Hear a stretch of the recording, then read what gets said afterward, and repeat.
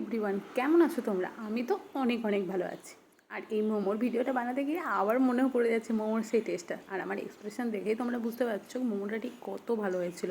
মোমো আমি আগেও বানিয়েছি, কিন্তু এবার হয়েছিল সব থেকে বেস্ট। আমি মোমোর আগে বাইরের যে পর্দার যে ভাঁজটা আমি করতে পারতাম না, কিন্তু এখন করতে পারি। আর দেখো, আমি সসটা বানানোর জন্য প্রথমে টমেটো, এখানে তিনটে টমেটো তোমাদের যেটা লাগবে, আমি টমেটো নিয়ে তার সঙ্গে কাঁচা লঙ্কা, শুকনো লঙ্কা, নুন দিয়ে সেদ্ধ করে নিয়েছিলাম। তারপর ওটা রসুন কুচি তেলের মধ্যে দিয়ে, সাদা তেলের মধ্যে দিয়ে একটুখানি কিছুক্ষণ ভেজে নিয়েছি, বাস। ওটা এত ভালো লাগে খেতে, না কি বলবো, এত ঝাল ঝাল আমার খুব ভালো লাগে। আর এই মোমোর ভেতরে পুরটা করবার জন্য আমি সমস্ত কিছু একে একে নিয়ে নিলাম। এখানে তোমরা আদা কুচি, রসুন কুচি নিতে পারো, কিন্তু আমার কাছে আদা কুচি, রসুন কুচি মানে পেস্ট ছিল, তো ওই জন্য আমি আর কুচি করিনি, ওটাই শর্টকাটে চালিয়ে দিয়েছি। তো এই দেখো, আমি ময়দাটা মেখে নিয়েছি। ময়দাটা খুব একটা শক্ত করবেও না, খুব একটা নরমও করবে না, শক্তর দিকে করলেই ভালো।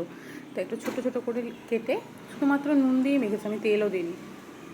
তারপর এটা ভাঁজ করে নিলাম ভেতরে পুরটা ঢুকিয়ে। তো আমি জানি অনেকে এখন মোমো বানায় বাড়িতে, তো আমিও শেয়ার করলাম যে আমার বানানোটা কেমন হয়েছে, তোমাদের কেমন লাগছে বলবে। আর সবাই কি তোমরা এইভাবেই মোমো বানাও সেটাও আমাকে অবশ্যই বলবে। তো মোমো বানানো হয়ে গেছে, তো এরপর আমি জল ফুটতে দিয়ে দিচ্ছি এদিকে।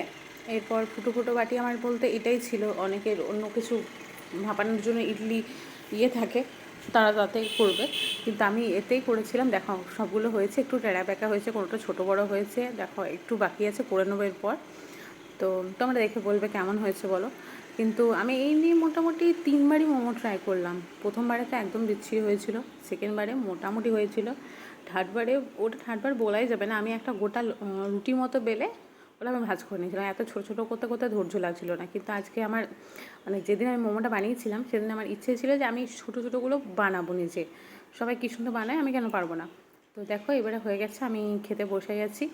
সত্যি খুব সুন্দর হয়েছিল। আমার ঝাল আমি ভেতরে বেশি দিইনি, যেহেতু আমার ছেলেটাও খাবো বলে। কিন্তু চেষ্টা করবো এরপর থেকে ময়দা ছাড়া করতে, অন্য কিছু করতে। অনেকেই অনেক কিছু করছে ময়দা ছাড়াই, তো ছেলেটা তাহলে খেতে বেশি পারবে, অসুবিধা হবে না। বাকিটা তো হেলদি আছে, শুধু বাইরেরটা বাদ দিয়ে। তো কার কার ভালো লাগে কিন্তু অবশ্যই কমেন্টে বলবে। আর ভিডিওটি কেমন লাগলো পাশে থেকো, দেখা হবে অন্য আরেকটি ভিডিওতে। টাটা।